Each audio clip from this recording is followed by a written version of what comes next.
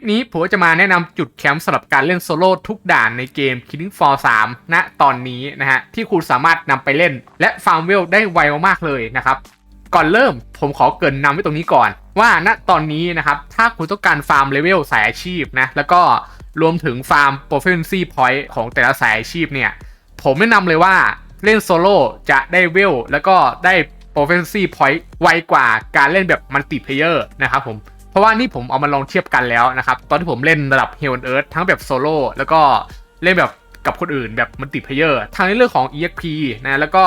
Proficiency Point ด้วยนะครับคือแทบจะได้เท่ากันเลยนะฮะเพราะแบบนี้ผมถึงแนะนำให้คุณเล่นโซโล่จะได้เวลไวกว่าทั้งสามารถกดสกิปในช่วงเทรดเดอร์ได้แบบทันทีแถมเราเล่นคนเดียวเนี่ยจำนวนผีก็น้อยด้วยนะครับก็จะไวขึ้นแล้วก็บอสในโหมดโซโล่จะตีเราเบากว่าในมัลติเพลเยอร์นะฮะอันนี้ผมยืนยันเลยนะครับตอนที่ผมเล่น Hell on Earth กับเพื่อนช่วงเว็บบอลนะคือบอสสามารถตีเราทีเดียวล้มได้เลยนะต่อให้กรอบม่วงแต่ตอนที่ผมเล่นแบบโซโล่เนี่ยคือบอสตีผมเบาลงมากนะไม่มีแบบตีทีเดียวล้มเล่นง่ายกว่าแล้วก็ฟาร์มเวลได้ไวกว่านะครับแต่ก็ใช่ว่าเล่นแบบมัลติเพลเยอร์จะไม่ดีมัลติเพลเยอร์มันจะดีอยู่อย่างหนึ่งนะครับคือเราจะได้พวกของแมททีเรียลเยอะกว่าแบบที่เราเล่นโซโล่แน่นอนอย่างที่ว่านะครับคนเยอะผีก็เยอะแล้วก็ได้ของฟาร์มแมททีเรียลมากขึ้น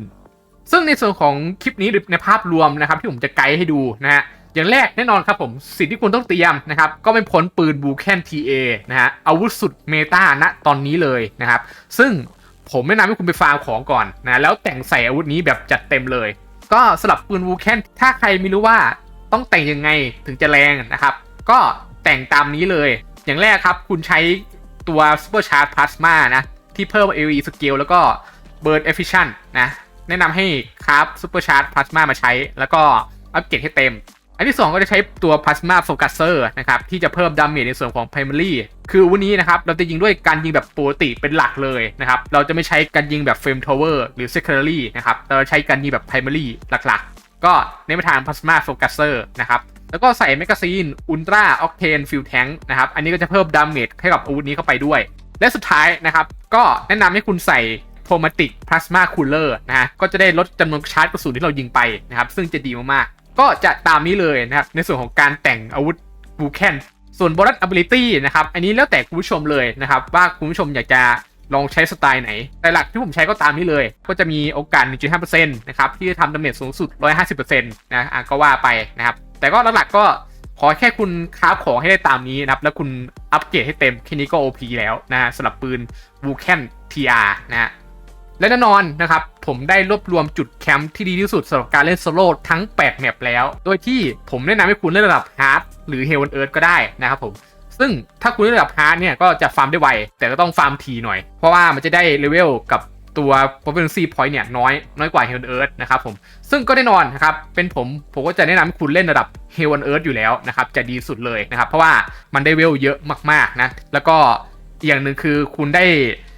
ของแมททีเรียลจากบอสอย่างเช่นไอชอเนี่ยซึ่งนี้เป็นแมททีเรียลที่จำเป็นมากในการอัปเกรดของแต่งเป็นของม่วงนะดรอปถึง2อันเลยนะครับสำหรับ Hell on Earth เพราะว่าถ้าเป็นระดับอื่นเนี่ยมันจะดรอปแค่อันเดียวนะผมถึงอยากให้คุณฟาร์มระดับ Hell on Earth จะดีสุดแต่ถ้าสำหรับใครที่เพิ่งมาเล่นเกมนี้มาใหม่ๆนะยังไม่ชินกับระบบหรือว่า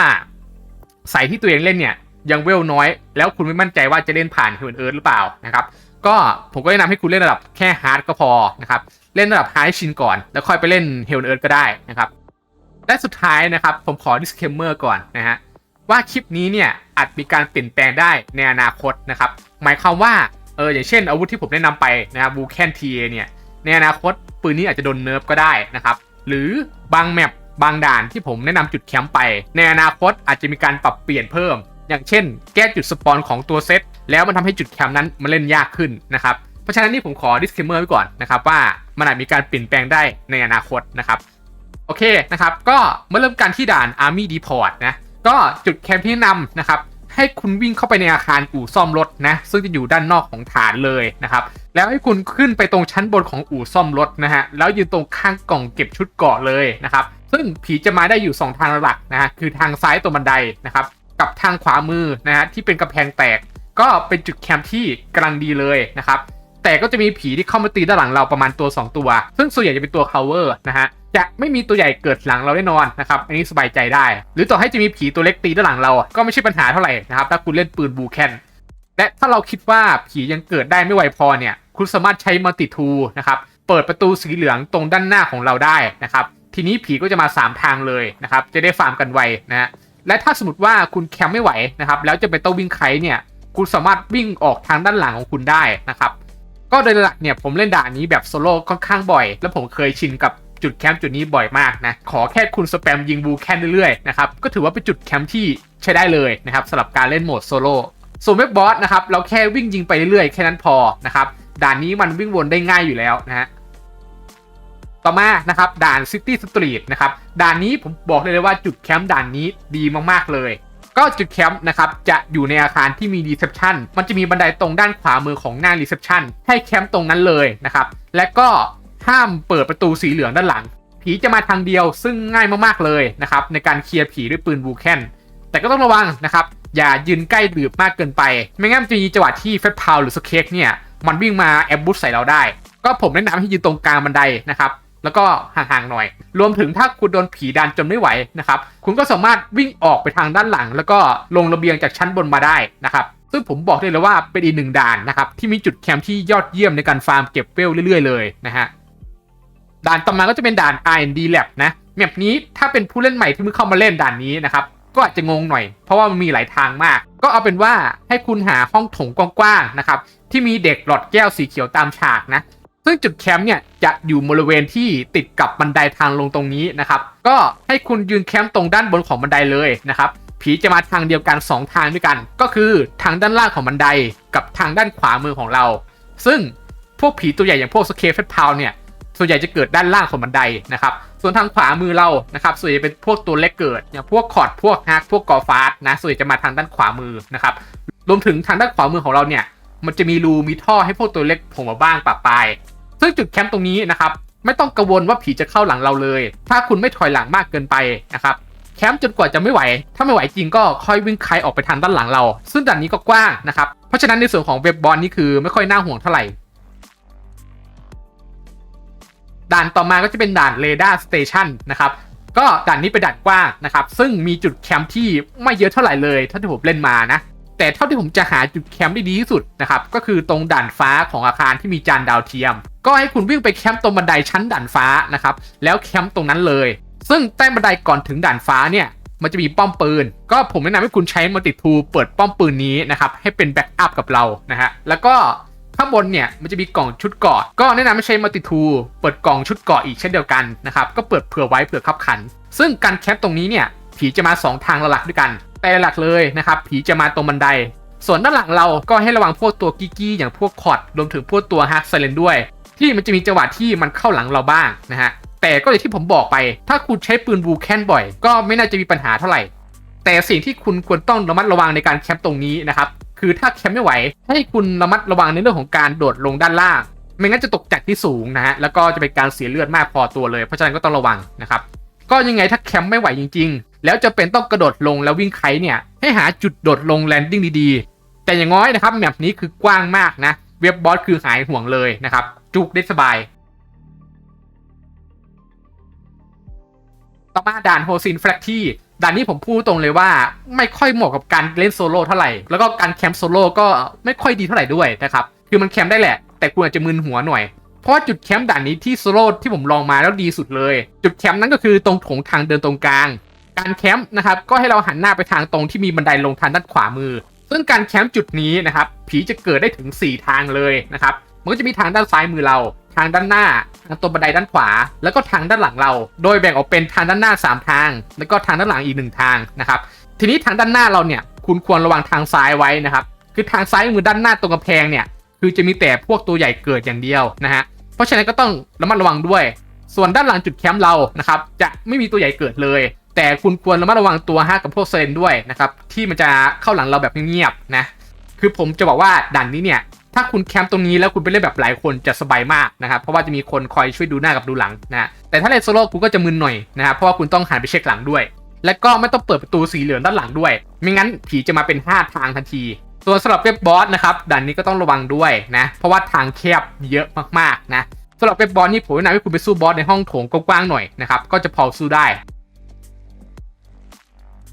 ต่อมาด่านคอนวอยก็เป็น1ด่านนะครับที่ไม่เหมาะกับการเล่นโซโล่เท่าไหร่แต่ก็พอเล่นได้นะฮะ ก็จุดแคมป์ที่ดีที่สุดของด่านนี้ก็คือตรงหน้าอุโมงค์ที่มีป้อมปืนตั้งอยู่ซึ่งจะดีสุดแล้วนะฮะก็แนะนำให้คุณระมัดระวังทางด้านซ้ายล่างกับทางด้านหลังของเราให้ดีนะครับทางด้านซ้ายล่างส่วนใหญ่จะเป็นพวกตัวใหญ่เกิดนะอย่างพวกสเกฟเฟสพาวนี่คือตัวใหญ่จะเกิดซ้ายล่างบ่อยส่วนด้านหลังนะครับก็จะเป็นพวกตัวกี้รวมถึงพวกตัวฮักอันนี้ก็ต้องระวังด้วยนะครับเพราะว่ามันหลอยหลังเราได้ไวมากแต่อย่างน้อยนะครับแมปนี้มันดีอย่างหนึ่งคือแมปนี้มันสามารถวิ่งวนได้สบายมากๆเพราะฉะนั้นในเรื่องของการวิ่งไคแล้วก็จุกหลบนะด่านนี้คือใช้ได้นะครับทั้งตอนเว็บปกติกับเว็บบอสเลยซึ่งก็จะไม่มีปัญหาเท่าไหร่นะครับสำหรับด่านนี้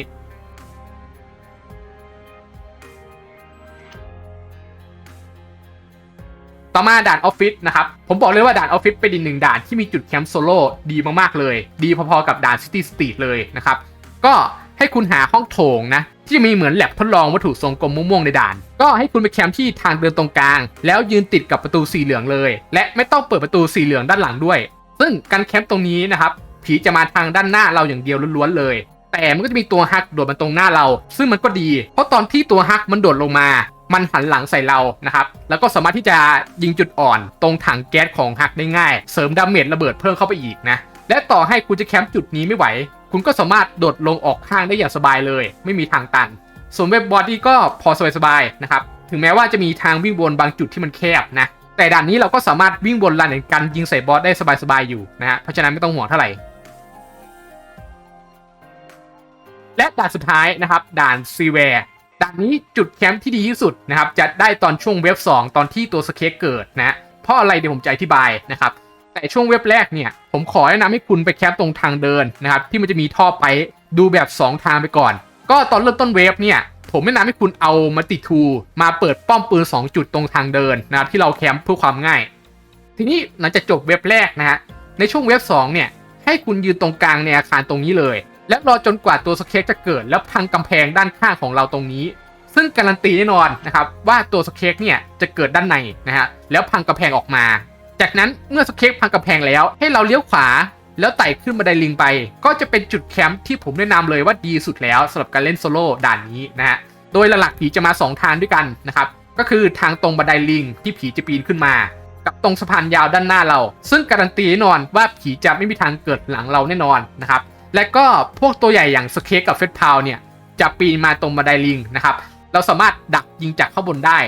และถ้าคุณแคมป์ไม่ไหวให้วิ่งลงไปทางด้านหลังของเรานะครับมันจะมีเหมือนหน้าต่างทางลงอยู่ก็เอาไว้วิ่งใครได้เลย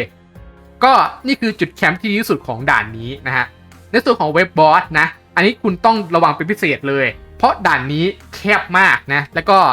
ติดมุมได้ง่ายมากเลยถ้าผมเล่นมาเพราะฉะนั้นนะครับเวลาวิ่งไปยิงไปเนี่ยก็ขอให้วิ่งมองทางด้านหน้าบ้างนะฮะก็ผมขอสรุปไว้ตรงนี้เลยนะครับด่านที่ฟาร์มเวลได้ไวและง่ายที่สุดเลยจากประสบการณ์ที่ผมเล่นมาทั้งหมดในโหมดโซโล่นะครับผมแนะนำด่าน City Street กับด่าน Office 2ด่านนี้คือฟาร์มเวลได้ไวและก็ง่ายที่สุดเลยนะครับผมเอาอย่างด่าน City Street ก่อนนะครับ City Street เป็นแมปที่จุดแคมป์ง่ายมากจุดแคมป์ง่ายไม่พอเทรดเดอร์ไม่ไกลด้วยนะครับเพราะฉะนั้นเป็นด่านที่เซฟเวลาได้ดีที่สุดเลยสำหรับด่าน City Street แล้วก็ของแบบที่เราตามฉากด้วยผมเลคคอมมานด์เลยนะครับด่าน City Street คือ the best ไม่ว่าจะเป็นทั้งการฟาร์มเวลแล้วก็ฟาร์มของแบบที่เราทั้งหมดเลยนะครับคือง่ายมากคือแบบเหมาะเจาะเลยนะครับด่านนี้ส่วนด่านออฟฟิศนะครับที่ผมแนะนำเพราะว่าจุดแคมป์มันง่ายสุดเลยนะครับผีมาทางเดียวแล้วก็เป็นทางตรงรวมถึงตัวฮักด้วยนะครับที่โดดลงมาแล้วแทบยิงเราไม่ได้เลยอันนี้คือจะดีมากนะแนะนำ2ด่านนี้เลยนะครับ City Street กับด่านออฟฟิศนะครับโอเคนะครับก็นี่คือจุดแคมป์สำหรับการโซโล่เพื่อการฟาร์มเวลที่ไวขึ้นทั้ง8ด่านก็จะตามนี้เลยก็ขอย้ำอีกรอบหนึ่งนะครับว่าเนื้อหาหรือสิ่งที่ผมอธิบายไปอาจมีการเปลี่ยนแปลงได้ในอนาคตนะก็อย่างที่บอกนะครับในแพทอนาคตเนี่ยอาจมีการปรับบาลานซ์นะครับทั้งเรื่องอาวุธนะฮะทั้งเรื่องจุดสปอนพอยต์ของด่านคือมีแน่ๆนะฮะโดยเฉพาะอาวุธบูแคนคือโดนเนิร์ฟแน่นอนผมก็บอกไว้ก่อนอีกรอบหนึ่งหลังจากที่ผมได้ลงคลิปนี้ไปนะฮะก็นี่คือทั้งหมดสำหรับคลิปนี้นะครับขอขอบคุณทุกคนที่เข้ามาดูและก็รับชมจนถึงตอนนี้ด้วยนะครับแล้วเจอกันใหม่ในคลิปต่อไปครับ